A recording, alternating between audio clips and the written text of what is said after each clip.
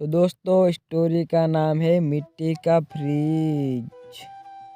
एक गांव में एक कुम्हार रहता था जो मिट्टी के मटके बनाया करता था। उस कुम्हार का एक बेटा सुरेश भी था जो अपने पिता के साथ मटके बनाता था। सुरेश की माँ इस कुम्हार के काम से खुश नहीं थी। वह सुरेश को अक्सर शहर में काम करने का दबाव डालती, लेकिन सुरेश ये बोलता कि उसकी खुशी इसी काम में है।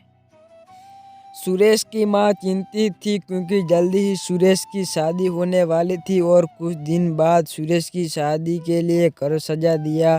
गांव वालों की उपस्थिति में शादी हो गई। आपा नाम की लड़की के साथ विवाह संपन्न हुआ।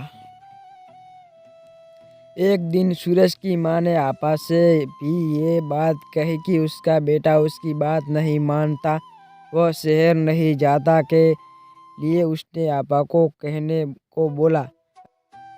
अगले दिन आपा सुरेश के पास गई और उसने शहर जाने की बात कही, लेकिन सुरेश मिट्टी के मटके बनाने में खुशी जाहिर करते हुए मना कर दिया।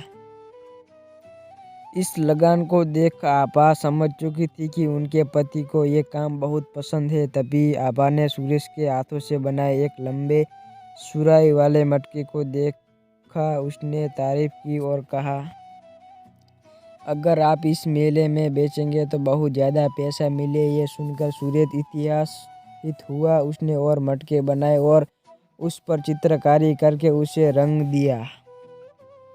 फिर वह मेले में जाकर मटके बेचने के लिए खड़ा हुआ। उसके सारे मटके शाम तक बिक चुके थे। उसने घर आकर अपने पति को बहुत ज़्यादा पैसा दिया। उसी रात सुरेश ने आपा से पूछा कि अगर ये हम मिट्टी का फ्रिज बनाए तो, यानी कि मिट्टी की अलमारी जिसमें सब्जी रखी जा सके, जो बिना बिजली के चलती हो। आपा ने बोला, क्या आप ऐसी मल्हारी बना सकते हैं? फिर हम और ज़्यादा पैसे कमा सकते हैं। तो अगले दिन सुरेश ने 4 मिट्टी की अलमारी बनाई और मेले में ले जाकर बेचने शुरू किया। लोग ने इस किस्म की अलमारी पहली बार देखी। उसकी सारी अलमारी बिक गई और एक रिपोर्टर ने उस अलमारी का फोटो खींचकर न्यूज़ में छापा। अब सुरेश की अलमारी के लिए ऑर्डर आने लोग लगे। उसके घर जाकर उससे अलमारी खरीदना चाहते थे। ये सब माँ को देख अपनी गलती का एहसास हुआ और अपनी बहू आपा को धन्यवाद दिया।